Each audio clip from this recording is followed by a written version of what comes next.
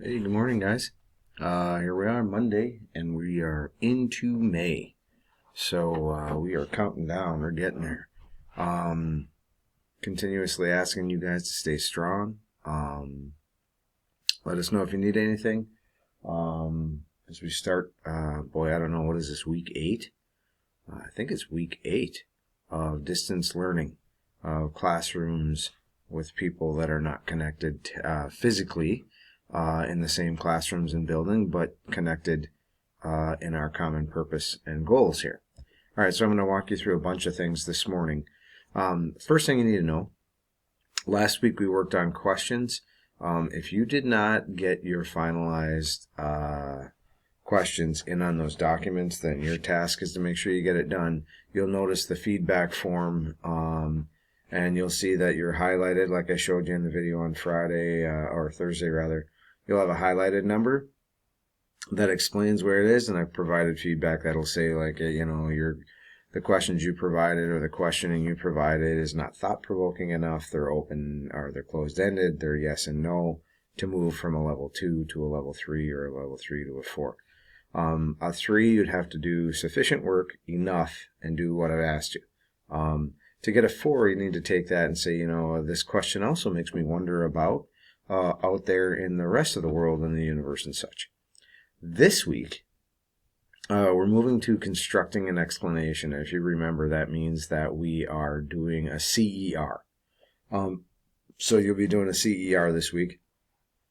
The question I'm giving you, the claim you have to make yourself. Now remember, you won't make a claim until after you do a little bit of research, and then you're going to provide your 3 pieces of evidence. Truthfully, in 7th grade, 5 should be really good, but we'll do 3. All right, so let me get out of this screen and walk you through today. Today is the 4th, so it's always good to say happy May Monday, and it's May the 4th, so May the 4th be with you if you are a Star Wars fan. Oops, can I go to present so this doesn't look so goofy? There we go. Yeah, so there we go. There's our buddy Yoda. And then here's your target. You're going to be taking your thinking from creating a rocket and developing questions and move that thinking to creating a scientific explanation, a claim, evidence, and reasoning. Your task today, step 1, get Mr. Black's head out of there. Watch my video, yep, and then you're going to begin to do your research. I'll walk you through that a little bit. There's a Google form. You'll provide your 3 pieces of evidence there. Oh, sorry. And then Goldhouse teachers have put together a little bit of video about how we're feeling about not being near you or with you guys right now. So make sure to watch that too. All right. And then, of course, let's see, the last thing would be that have a wonderful Monday, and we have a Google Meet at 1. Okay. Coffee. That's important. Okay, so let's move through the things that you have to do today. Let me make sure I pick up the right document here. So here is the form that is attached that you'll fill out. You'll go through this form. This is the one that we did during the school year. We did this at least twice, if not more. So the first thing in the scientific explanation is to make a claim. I'm also going to attach this poster, if you recall this. These are sort of our rules for making a claim, and all you need to focus on today is the claim and evidence. I'll say it again. You only need to focus on the claim and the evidence. So remember, this should be a 1-sentence answer. It should not start with a yes or no, and it should be described between dependent and independent. I don't want you to worry about that last part because we haven't covered that. Evidence has to be sufficient. In this case, I'm requiring 3. Oh my gosh, 3 pieces of evidence. It has to fit. Can't be evidence from off in La La Land. The evidence has to be fit and supportive, and you can also, in this case, find qualitative and quantitative, although you won't be doing the studies. So this will be posted as a guide as well for you, just a little bit. I think this will be more of a guide than anything. All right. So here's your task today to begin this explanation. We've been working with these rockets. How many fins best stabilize a rocket?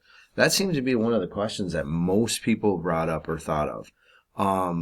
And we had big fins, small fins, 2, 3, 4 fins, 6 fins was brought up, all sorts of different ideas. So how many fins best stabilize a rocket? Well, here's the thing. I'm not ready right now to make a claim.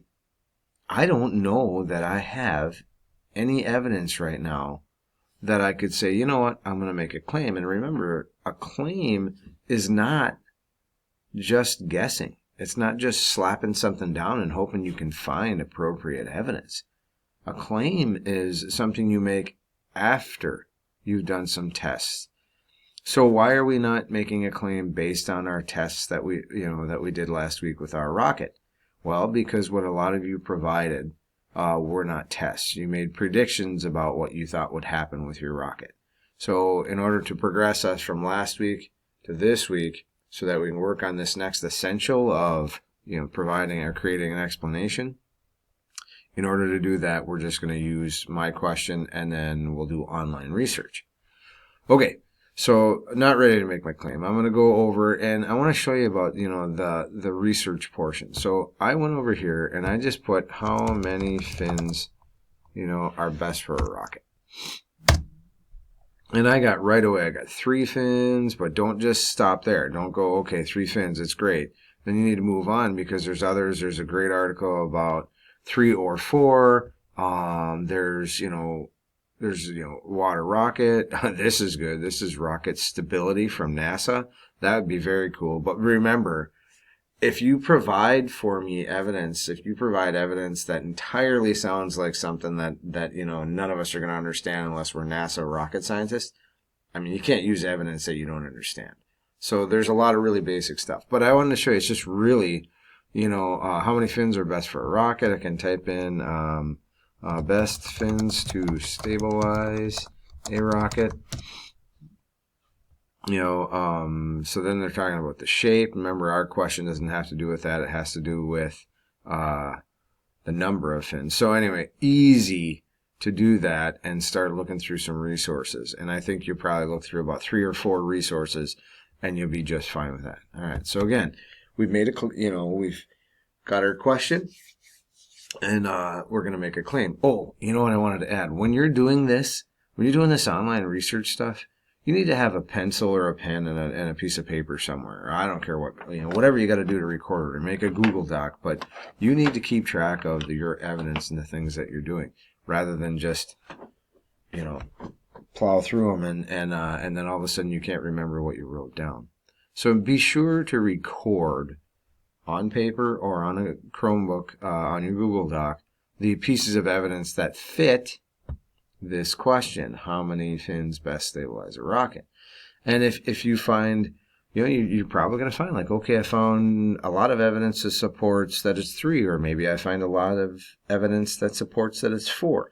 Whichever it is, then when you get these 3 boxes ready, then you're ready to go ahead and make your claim. Okay? All right, so, and actually, I'm going to alter this form before you get it. There'll be only one reasoning box, but we're not worried about that today. So, so you'll enter your 3 evidence. Then you can go back up and make your claim. And let's say I find lots of evidence that says that 3 fins is the best way to make a rocket most stable.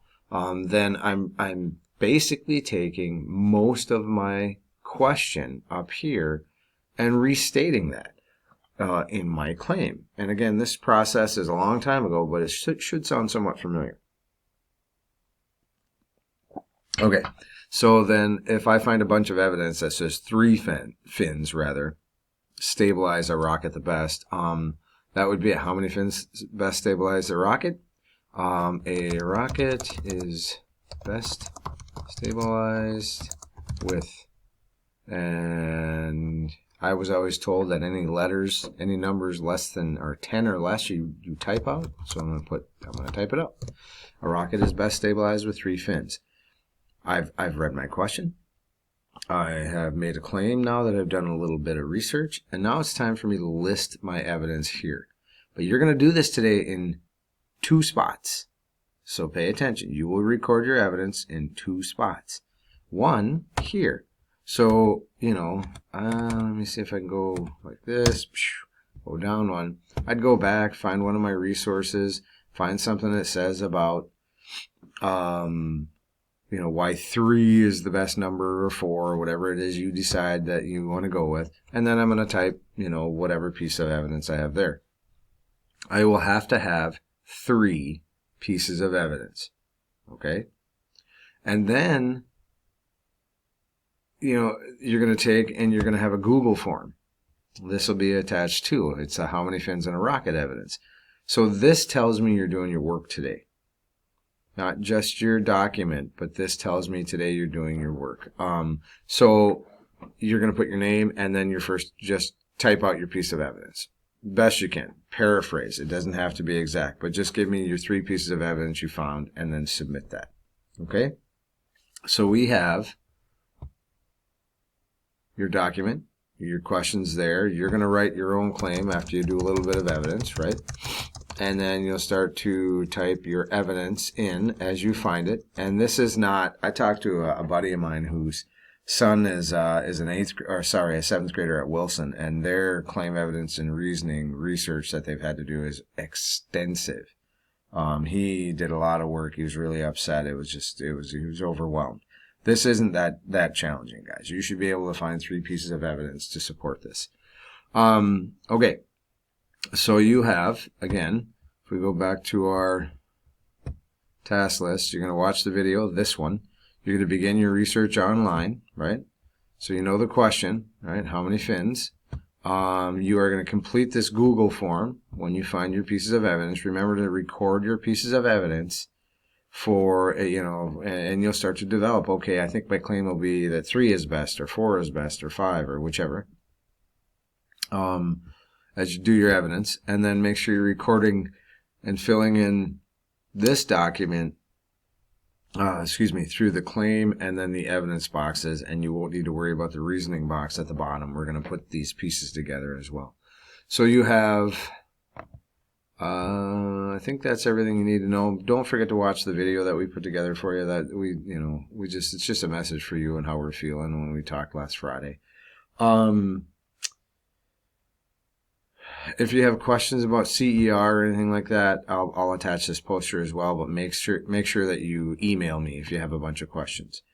Okay, let's see. I think you'll have everything on there you need. I'm trying not to make it sort of all over the place, but you have this task list. You're going to record your evidence on the Google Doc and turn it in. You're going to record your claim and evidence here, and you know that you're going to have to do some research online. And just, I think for you guys, the biggest thing is how to best enter those questions. All right, the last thing I have for you today is the, let me see if I can switch this up. The last thing I have for you, there we go, is the winners of last week. So last week's winners, Friday, the quizzes, the winner was Matthew. A couple other people got 100%, but they did it in like 3 or 4 tries. It tells me how many tries you take. Matthew got it 100% first try. So Matthew, very good job. Nice work. Nice work. I'm really impressed with the kids that are going on and getting this stuff done. And we're learning as we go. I learn every day. We have a Google House meet with the adults. It's just, I find out so much more about how to post things and move you through. And then the other thing would be the ticket winner, or not the ticket winner, my bad, the gift card winner. That used to be the code word thing, but now we're doing if you get all your work in and you show up for both Google Meets, that gift card winner. So my daughter pulled it out of the hat, and Caden Kumet, you're the winner. So I'll email you, and you can choose either Starbucks or Culver's, and I think both are open now. I think Starbucks opened up again to drive-through stuff. So you let me know, we'll connect, and I'll mail it to you. And I have about 7, so I probably got enough to get us through the rest of the year. Last but not least, be well, be healthy. Got to continue to kind of keep our distance from each other here. We need to continue to keep our distance. And don't forget, we have our Google Meet at 1 o'clock today. I will post the code about 10 minutes before, and if you do not, you can't be eligible to win a gift card if you don't show up for both of those through the week. All right, guys. Happy Monday again. I hope you had a good weekend, and we'll see you soon.